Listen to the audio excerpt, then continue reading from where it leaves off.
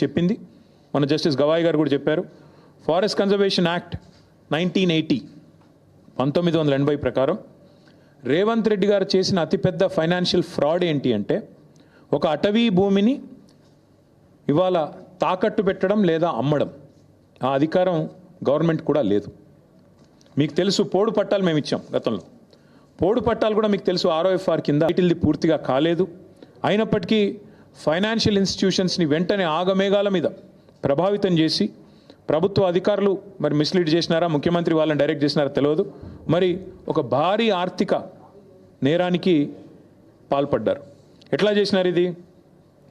ముఖ్యమంత్రి గారికి ఒక బీజేపీ ఎంపీ పూర్తి స్థాయిలో వెనుక ఉండి సహకరించి ఒక బ్రోకర్ కంపెనీని తీసుకొచ్చారు. ఆ కంపెనీ పేరు Trust Investment Advisors Private Limited అనే పేరుకు మర్చెంట్ బ్యాంకర్, బట్ చేసేది బ్రోకరేజ్.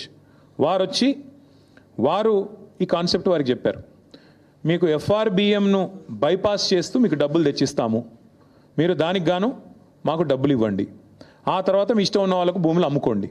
ఇది ఓవరాల్గా స్కీమ్.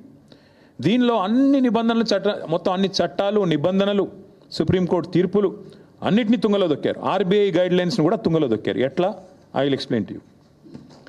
ఈ ట్రస్ట్ ఇన్వెస్ట్మెంట్ అడ్వైజర్ అనే కంపెనీ వారికి రాష్ట్ర ప్రభుత్వం ఇప్పటికే 170 కోట్లు, దాదాపు 170 కోట్లు, 169 కోట్ల చిల్లర వారు ఇప్పటికే లంచం రూపంలో చెల్లించారు. వాళ్ళు సరే దాని కమిషన్ అంటారు, నేనైతే పక్కా చేసింది నేరం కాబట్టి లంచమనే అంటున్నా. ఆ ట్రస్ట్ ఇన్వెస్ట్మెంట్ అడ్వైజర్ వాళ్ళు ఇంకొక ఫైనాన్షియల్ అడ్వైజరీ సర్వీసెస్ ఫామ్ని ముంగట పెట్టారు. బీకన్ ట్రస్టీషిప్ అనే కంపెనీని రంగంలో దించారు. ఇదంతా కూడా ఏంటంటే ఒక స్కీమ్ ప్రకారం. ఇక్కడ ఇంపార్టెంట్ పాయింట్, పేరుకు పోయిన సంవత్సరమే రాష్ట్ర ప్రభుత్వం మాకు సుప్రీంకోర్టు తీర్పు రాగానే ఈ భూమిని మేము 75 కోట్లు పర్ ఎకరం మేము టీజీఐఏసీకి బదలాయిస్తున్నామని చెప్పి ఒక జీవో ఇచ్చింది. కానీ జీవో మాత్రమే ఇచ్చింది తప్ప ఆ ల్యాండ్ను ఎలియనేషన్ చేయలేదు, సేల్ డీడ్ చేయలేదు, మ్యూటేషన్ కూడా కాలేదు.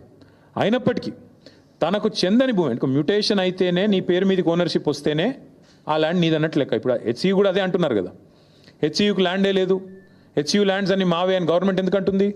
ఎందుకంటే మ్యూటేషన్ కాలేదు కాబట్టి ఇంకా రికార్డ్స్ ప్రకారం నాదే ప్రభుత్వ భూమి అని ఈరోజు కూడా ప్రభుత్వం అదే వాదన చేస్తూ ఉంది. ఇవాళ ఇక్కడ కూడా అక్షరాల అదే జరిగింది. జనరల్గా ఇప్పుడు ఉదాహరణకి మీరు ఎవరైనా సరే వ్యక్తిగతంగా మనం ఒక ప్రాపర్టీ, మనకు ఒక ఇల్లో ఫ్లాట్ ఉందనుకోండి, లేదా ఒక ప్లాట్ ఉందనుకోండి, మీరు దాని మీద లోన్ తీసుకోవాలనుకుంటున్నారు తనఖా పెట్టి. జనరల్గా ప్రాసెస్ ఏముంటుంది?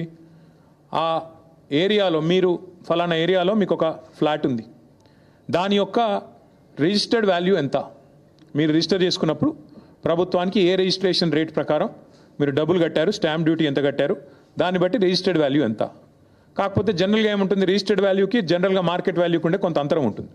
ఆ మార్కెట్ వాల్యూ ఎంత దాన్ని బేస్ చేసుకొని మీకు అల్టిమేట్గా లోను ఇస్తారు. ఎందుకంటే దాన్ని తనఖా పెట్టుకోనో లేకపోతే దాన్ని గ్యారంటీ కింద పెట్టుకొని మీకు ఇస్తారు. ఇక్కడ ఏం జరిగింది ఈ విషయంలో? ఒకటి కాదు, రెండు కాదు, అన్నిటినీ తుంగలో దొక్కుతూ ఈ ఫారెస్ట్ యాక్ట్ కానీ ఇందాక నేను చెప్పినట్టు అసలు ఓనర్షిప్ లేదన్న విషయం పక్కన పెట్టి TGIAC has no ownership of the land. TGIAC ఒక పేరుకు ఒక జీవో ఇచ్చారు తప్ప ఇంతవరకు సేల్ డీడ్ కాలేదు, ఎలినేషన్ కాలేదు, మ్యూటేషన్ కాలేదు. TGIAC is not the owner of the land.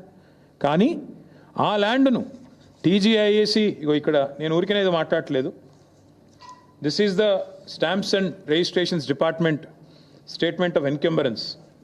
ఏదైతే రేవంత్ రెడ్డి గారి ప్రభుత్వం ఈ భూములు తనవి కాకపోయినప్పటికీ ఏదైతే టీజీఐఏసీ ఆ బీకన్ అనే కంపెనీకి రాసిచ్చేసిందో దానికి సంబంధించిన వివరాలు, ఈసీ ఎన్కంబరెన్స్ మీరు కూడా దొరుకుతుంది, ఆన్లైన్ వెతికితే మీకు కూడా వెంటనే దొరుకుతుంది.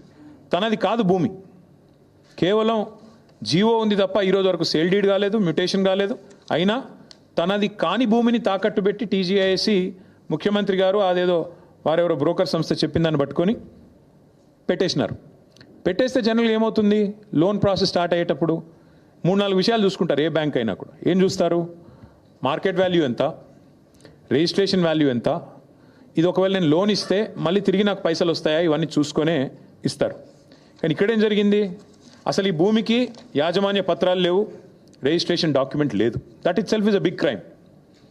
ఫస్ట్ టీజీఐఏసీని, ఇండస్ట్రీస్ డిపార్ట్మెంట్ని, ఇండస్ట్రీస్ సెక్రటరీని జైల్లో వేసేంత పవర్ఫుల్ ఎవిడెన్స్ ఇక్కడే ఉంది. నీది కాని భూమి నువ్వు ఎట్లా అమ్ముతావు అసలు? ఇప్పుడు రంగారావు గారి భూమి లేదా ఆయనకు ఫ్లాట్ ఉంది, నేను తనఖా పెట్టి తీసుకున్నాను అనుకోండి డబ్బులు. ఫస్ట్ ఆఫ్ ఆల్ ఎవడన్నా ఇస్తే వాడిది తప్పే అవుతుంది, నాది కూడా తప్పే అవుతుంది. ఆయన నాది కాని దాన్ని తీసుకుపోయి నేను పెడితే నాది తప్పే, ఇచ్చే ఇన్స్టిట్యూషన్ కూడా తప్పే అవుతుంది.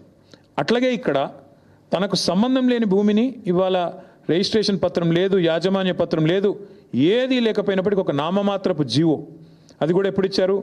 26/6/2024లో జీవో నెంబర్ 54 ప్రకారం ఇచ్చేస్తున్నాం భూములు అని చెప్పి పేపర్ మీద మాత్రం ఇచ్చేసినారు. పేపర్ మీద తప్ప తర్వాత ఫాలో అప్ లేదు, సేల్ డీడ్ లేదు, రిజిస్ట్రేషన్ లేదు, మ్యూటేషన్ లేదు, ఏది జరగలేదు. కేవలం టైటిల్ ట్రాన్స్ఫర్ కూడా కాకుండానే నాది అని టీజీఐసి బ్యాంకుల దగ్గరికి, బ్రోకర్ల దగ్గరికి పోయింది. That is the biggest crime number 1. రెండవది, ఈ మోసపూరితమైన ఈ ఫైనాన్షియల్ ట్రాన్సాక్షన్ని ఆమోదించడం రెండో కుంభకోణం. అసలు సరే వీళ్ళు తప్పు చేస్తున్నారు, టీజీఐసి వాళ్ళు నాది కాని భూమి పెడుతున్నారు, ఇచ్చేవాడికన్నా బుద్ధి ఉండాలిగా, చూసుకోవాలి కదా, డ్యూ డిలిజెన్స్ చేయాలి కదా. కానీ ఆగమేఘాల మీద అసలు టైటిల్ చూడకుండా, ఓనర్షిప్ ఉందా లేదా చూడకుండా, ఈ మధ్యలో కూడా బ్రోకర్ ట్రస్ట్ అనేవాడు చెప్పాడు కాబట్టి బీకన్ అనేవాడు